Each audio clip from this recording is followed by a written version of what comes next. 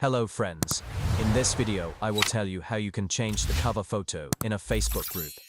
For that, open the Chrome browser and log in to your Facebook account.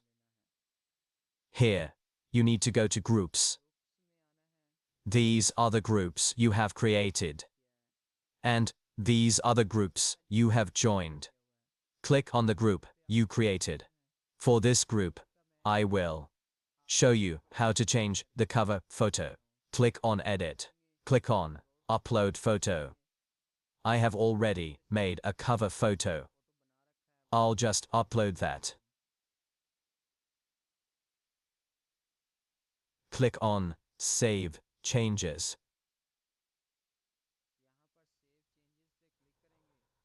And the cover photo will be added. Hopefully you got some information from this video. If you did, please like the video, share it, and if you're new to the channel, subscribe and press the bell icon.